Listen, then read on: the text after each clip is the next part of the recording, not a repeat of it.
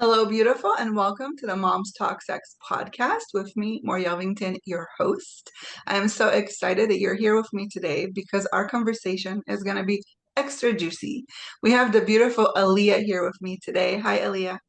Hi, thanks so much for having me. Thanks for being here.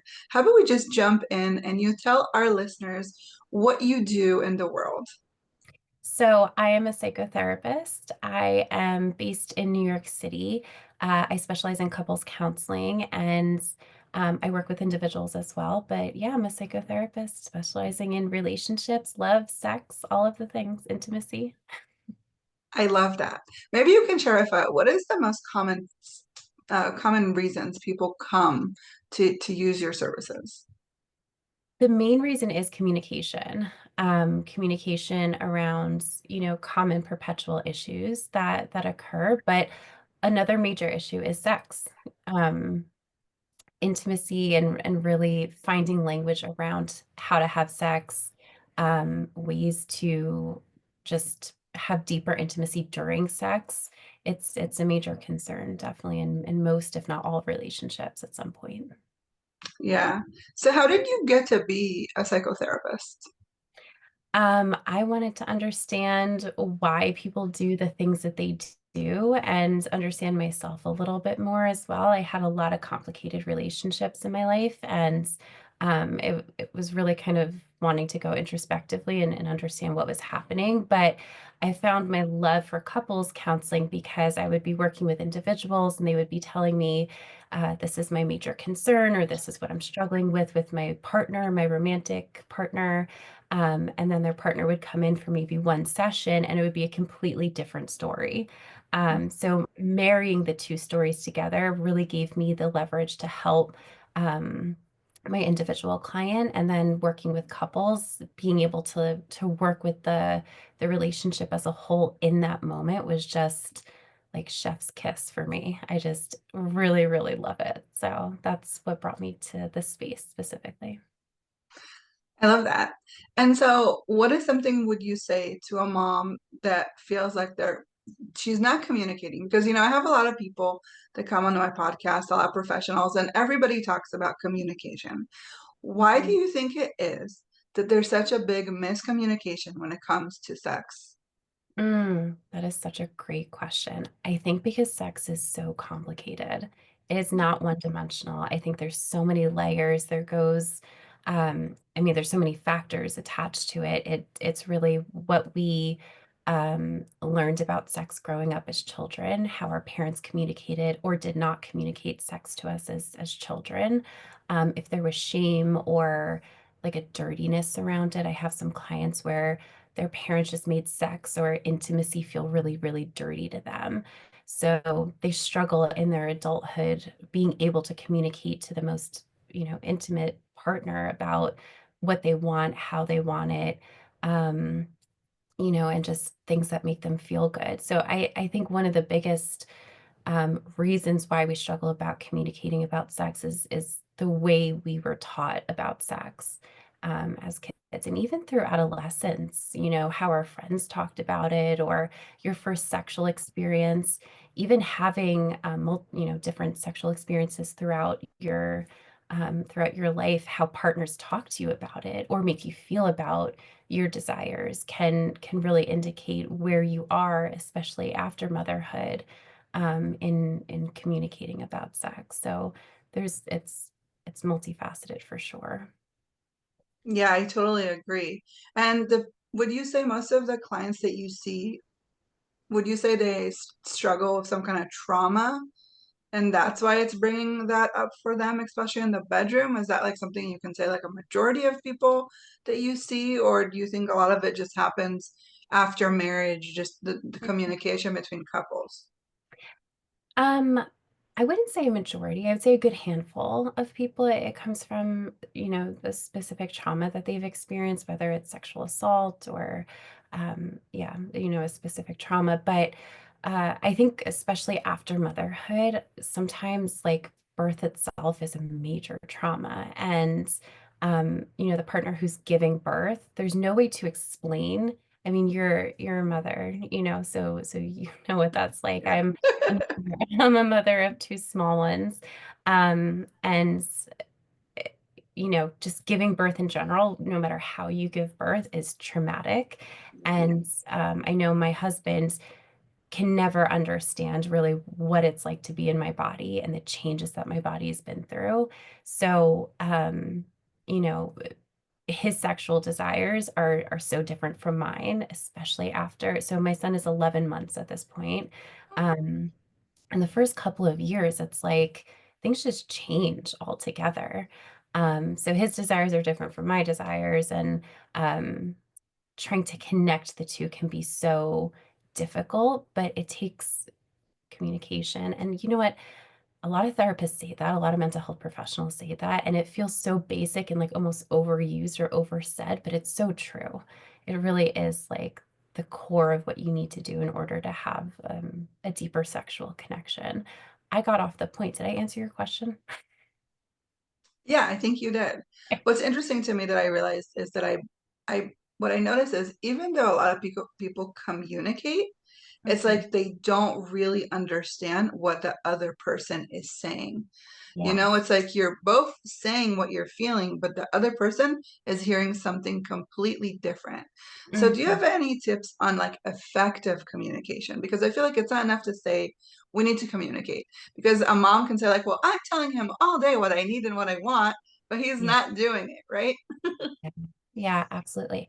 So the partner who is expressing a desire, I would absolutely encourage them to try to express what they're looking for from their perspective. So instead of saying, you are not doing this for me, and that's the problem, if you hear that from your partner, you're immediately going to become defensive, naturally so. So I would encourage anybody to say, I'm feeling blank. This is what I need, and this is what we can do together. So I'm feeling overwhelmed. I'm feeling sad. I'm feeling isolated. I would really like for us to try to talk in a way where we're not blaming each other. And I think that would really help our relationship because we're missing the target here. So trying to communicate in a way that's not blaming or criticizing, um, or or pushing blame essentially onto your partner. The other thing I would encourage the couple to do as a team is to reiterate what you're hearing your partner say. So your partner says something, and the person who's listening would say, I'm hearing you say this. Is that correct? So you're asking for validation. And then, um, really just recognizing that your partner has a specific feeling and experience over something. Now, something my couples kind of confuse all the time is, well, if I validate it, then they think I'm telling them that they're right and I have a different opinion. I think they're wrong, perhaps. Um, Validation doesn't mean you agree. It means you are recognizing that your partner has a specific experience, and that is really the core to true communication and intimacy. And it's so important to being able to have a productive conversation. I love that. That is so key. And I think a lot of when I listen to people that give like marriage tips, they say like don't sweat the small stuff, right? Like Mm, let go of the little things. And I agree to some degree, but when does it become like you ignore too much that now mm. there's you don't even know how to communicate? Like when should you kind of look and be like, okay, maybe I need to look at this. Maybe I do need to talk about this. Maybe this is something bigger. Maybe I shouldn't just like tuck it away because I feel like it's so easy to tuck away and ignore, and then a little bit down the line it explodes and the other person doesn't even know why that happened. Yeah, yeah. So I like that expression I'm with you in the same boat of like, I agree and I disagree at the same time. I read a term once, and I'm forgetting the book that I read it in. It was such a long time ago, but it was a term called hit send now. And the premise of it is you're not like creating a laundry list of all the things your partner did that were wrong or bad throughout the day. But if there's something that really bothers you and you're like, "Ugh, okay, this feels like a pattern, or this really bothered me and I can't get my mind off of it." The idea of it was to write an email to your partner.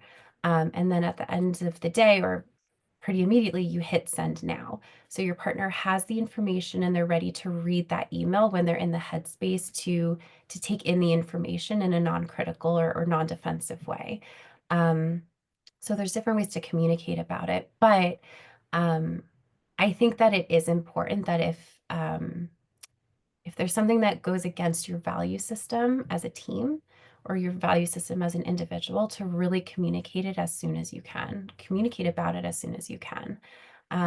Because the longer you wait and the longer you hold that information, you're not only doing a disservice to the relationship, you're doing a disservice to yourself as well. Yeah, I totally agree with that. And so, what would you say is like the number one complaint that people come to you when it comes to sex? Mm. Um, that's a great question. Number one complaint I would say um, is that they don't understand what I'm actually looking for. And it's interesting because we'll break it down and we'll talk about, you know, do we actually um, do we try to I'm trying to use a different word besides communicate. As you can see, I'm struggling with that. No, it's okay. But like, what are the ways in which we communicate about your desires or this, the type of sex that you're looking for? And I've had couples say, well, I'm telling them pretty explicitly I want X, Y, and Z, and they're still not doing it.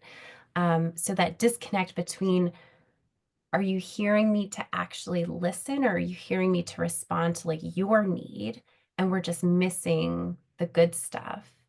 That seems to be like one of the biggest complaints that I find with my couples.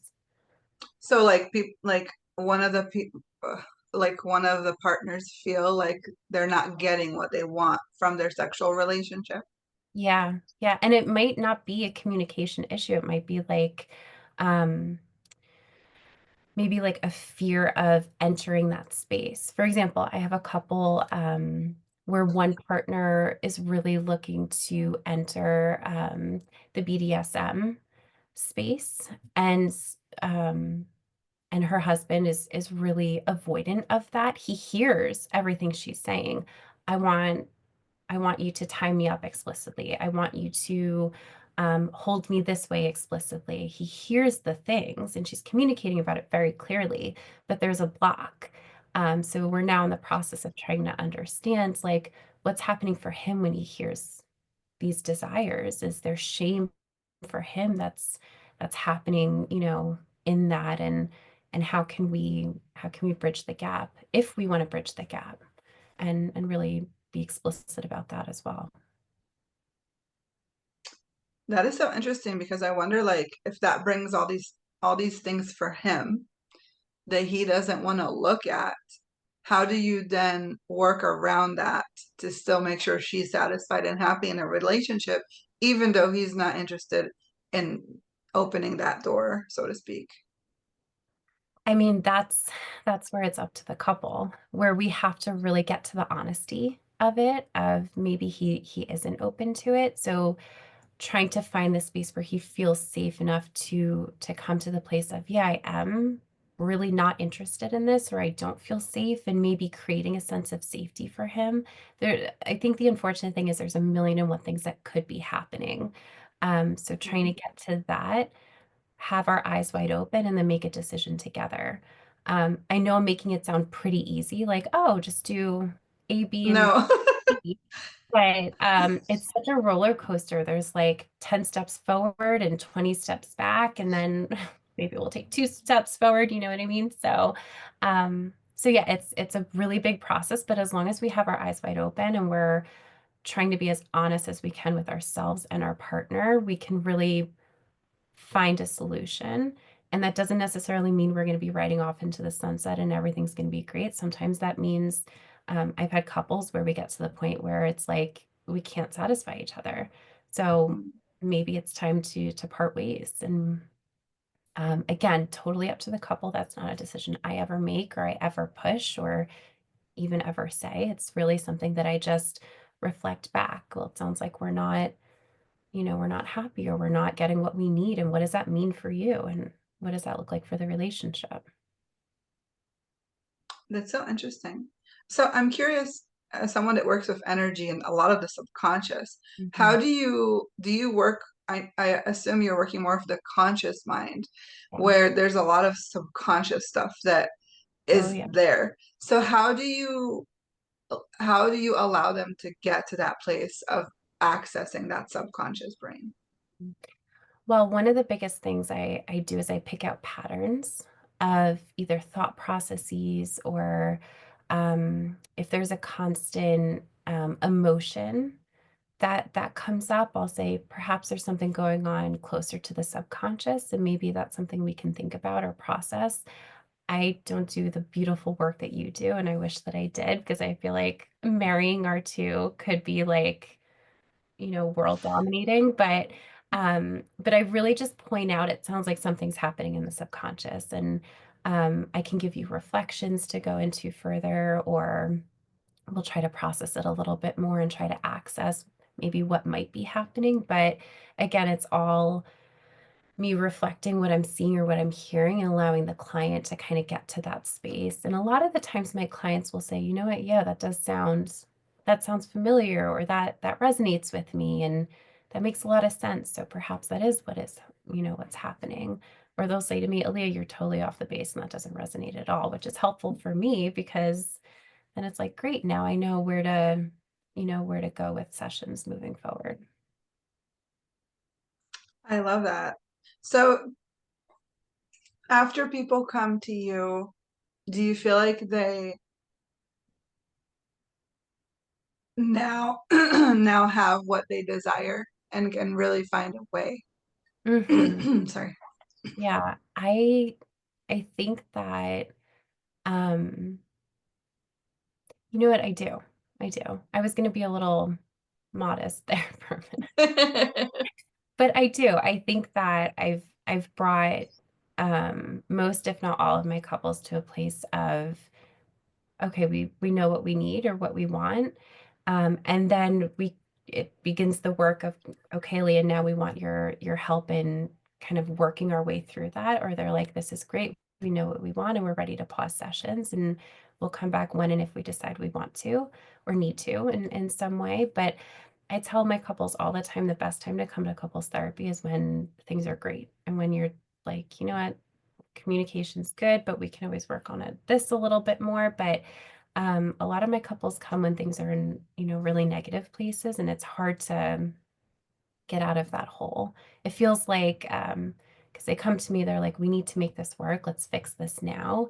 It usually takes a little bit of time to get to ground level before we can get to the good momentum. So yeah. I love that. So it's actually better to start when you don't have any problems and you just want to enhance versus trying to fix something that's already maybe broken.